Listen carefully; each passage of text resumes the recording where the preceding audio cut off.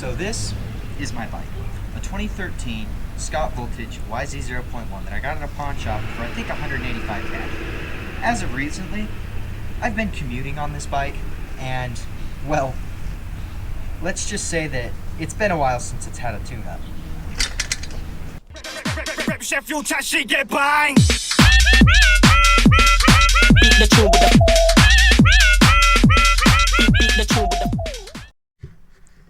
So, before I do anything to it, I feel like what I need to do first is run through what I have done. Then I'll run through what I haven't done but probably should have done. As far as maintenance, what does it need? Well, for one, lots and lots of play in the rear hub. And for two, chain tension is cooked. I mean, it's just shredded through this chainstay guard that was on it. There's a lot of creaking coming from the bottom bracket that's from these crank arms, so those need to be re-lubed. You know, forks could probably use a service, but most of all, they need a wash. So what am I going to do? I'm going to make sure this chain tension's right, which I could easily do. It had a chain tensioner on it, but only had it on one side, so I took it off. Brakes could use a bleed, but I don't have the tools to do a brake bleed at the moment, so I'll have to leave that one out for now. So we're going to get the wheel hubs tightened up, figure out why just the rear cassette on this just feels weird. So to start with the main thing, this is a dirt jumper on 1.5 inch commuter tires. Now, like I said, I have been commuting around on this bike a lot, you know, just because it's a larger frame than most of my other bikes, and what other bikes I do have that are a larger, more, you know, relaxed, I guess, like easier to do the long distance on, all tend to have other problems.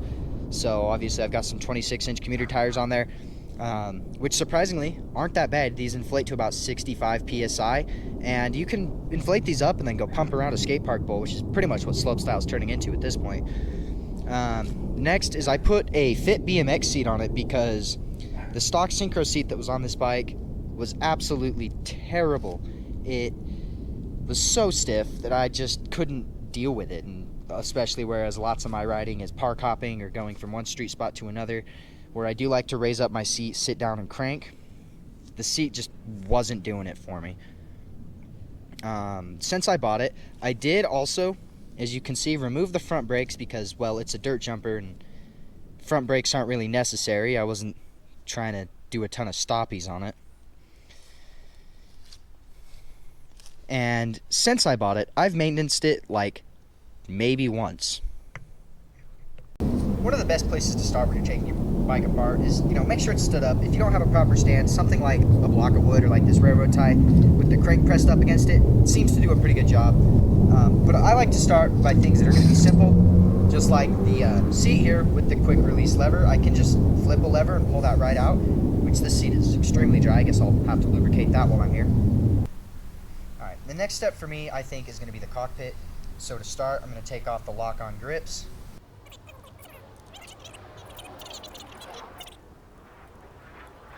For those of you who can see,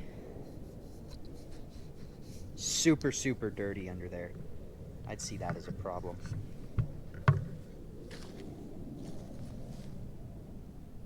Alright, and I didn't even notice it until just now, but this looks like I can just pull the seat clamp right off. Man, let's bind it on there somehow.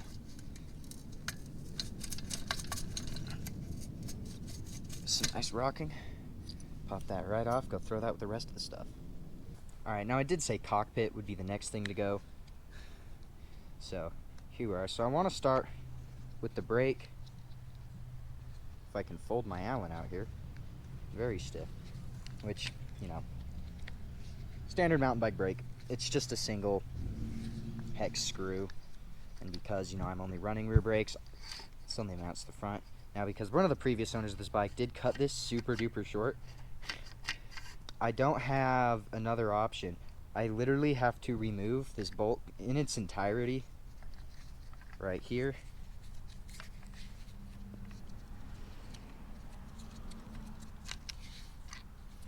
because this lever allows for me to be able to hinge this open, except mine seems to be seized up for whatever reason. So I'm just going to give it a nice couple pulls there. Ooh, she is very, very tight. I'll get back when I get this off. So I did end up finding my issue. See right there how it says push to open. Basically, you're supposed to push a tool of some sort down into there to move that pin out of the way to get it to open. And I didn't notice, because my Odyssey lever isn't like that. So it acts as kind of a lock. I don't know if you can hear this with the microphone pushed right up against it, but when I close it, you can hear it click. So that settles that. Now the next step in the cockpit is going to be the bars. And I was able to just pull the bars right out instead of having to take the whole top of the stem off and dropping it in the grass. Sad day for me. Now, every time I do take the top of a stem apart, even if I don't have the bars put back in it, I'll always make sure to put the top piece on and thread the bolts into place so they're still there. And then the next step, obviously, to getting the stem off is your headset cap. Loosen it and then just get it with my fingers. And next is down to these pinch bolts here. I'm sure everyone knows how a pinch bolt works. Wow, that is rather rusty in there. Yeah, she needed a cleaning when I bought her.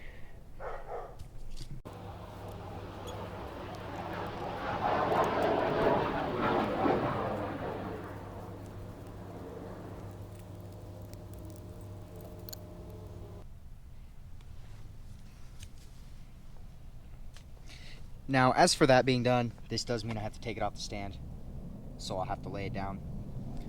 But before I do that, I'm gonna go ahead and get some of the headset parts taken apart. Before you say, oh, you're out in the grass and you're gonna get them all dirty and everything, I'm fully aware. I'm 100% aware that I'm setting these in grass, but like I said, I'm gonna clean them, and I'm probably not gonna reassemble the bike over here either. Obviously, I'm gonna move somewhere else to do that part. We'll go to my bedroom and I'll assemble the bike. I'm putting that on God. Ooh, maybe that's rusted on. Because normally, I pick that up and the entirety of the compression will just fall off. Which, oh, I took drive side off, and I just dropped the whole bike.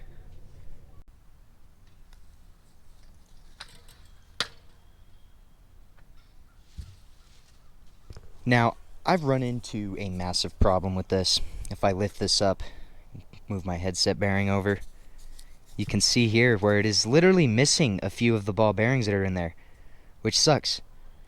It actually sucks a lot. I do think I have another one of these bearings somewhere in my parts bin, so I should be able to get that dealt with. I don't know, let's hope. Alright, now to consult one of the most major issues the bike has been having, because I removed my wheels off camera. I feel like I shouldn't have to tell you how to loosen a 15mm nut. This wasn't fastened. It was barely just sitting on there like that, so when I pulled the wheel off, it just popped right off, which is a problem, because that literally holds my rear cassette ring on. Which on this old bike here, it's weird, because it's a lot of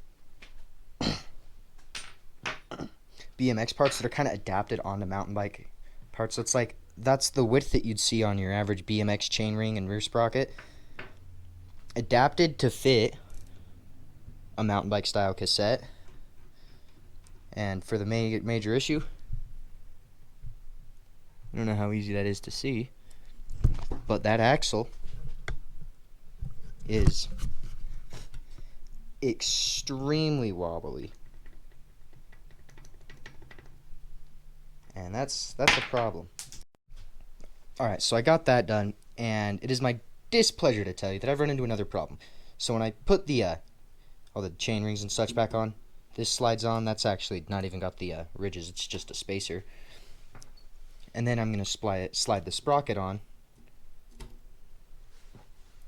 And then for the locking bit here, And the problem that I've run into with this is that I don't have the tool. I don't have a cassette tool, which is a massive problem. But what I do have is these here. So I'm going to adjust those to size. I'm just going to torque that down. I'm going to do that off camera because I need to hold the wheel. Okay, now that that's done, I'm confident that that'll stay on there, but at the same time I'm kind of not, because I did make sure that I was extra careful with it as to not damage the locking bit that's on there. Alright, so I've moved into my bedroom with an entire mountain bike to show how I clean. So just some soapy water, a toothbrush, and some paper towels. I go to the spots that are dirty, just, you know, give them a brush off with it, and then wipe it off with the paper towel. And, you know, it works pretty well. In fact, y'all saw how crusty the bars were. I demonstrate on that.